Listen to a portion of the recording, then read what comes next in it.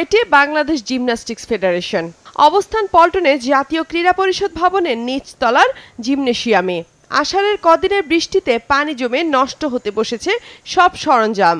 আর কিছুদিন এমন থাকলে ব্যবহারের অনুপযোগী হয়ে পড়বে জিমন্যাস্টিক্সের দুটি ম্যাট, যার প্রতিটির মূল্য 50 লাখ টাকা। খেলার উপকরণেরও একই অবস্থা। পুরো জিমনেশিয়ামের দেয়াল বেয়ে পানি পড়ে দেখা দিয়েছে স্যাঁতস্যাঁতে ভাব। অথচ এখান থেকে আন্তর্জাতিক পর্যায়ে স্বর্ণ জেতার মতো জিমন্যাস্ট তৈরির স্বপ্ন দেখে বাংলাদেশ।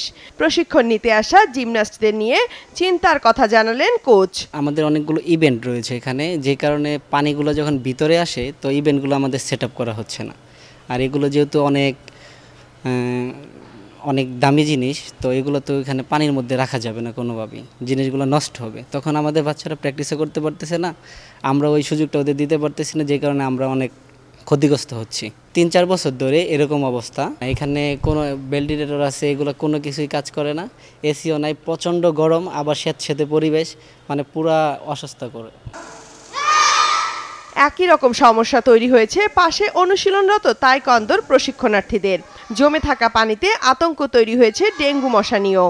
দক্ষিণ কোরিয়ান কোচ লি জানালেন, এই নিয়ে তিনি আছেন দুশ্চিন্তায়। বৃষ্টি ছিল, ওই বৃষ্টিটা ভিতরে আসা, ওই পানিটা বাইরে চলে যায় না, এই কারণে ওখানে তো মশাও থাকতে পারে এবং ইঁদুরও, এবং বাইরে থেকে বিভিন্ন ভাইরাস তো আসতে পারে। এই পানিটা 1 সপ্তাহ এবং 10 দিন 15 দিন থাকলে ওখান থেকে গন্ধ আসতে পারে এবং জীবাণু ভাইরাসটাও আসতে পারে।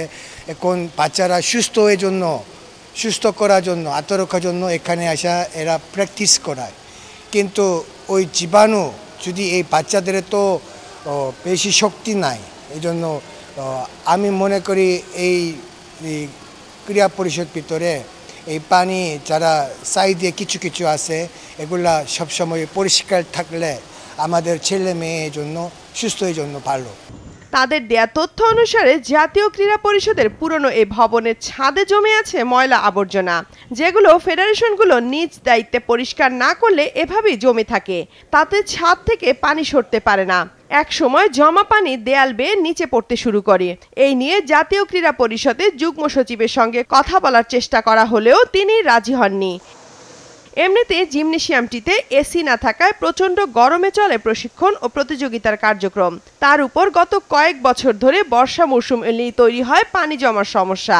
ফেডারেশনগুলো চায় দ্রুতই এই সমস্যার সমাধান হোক।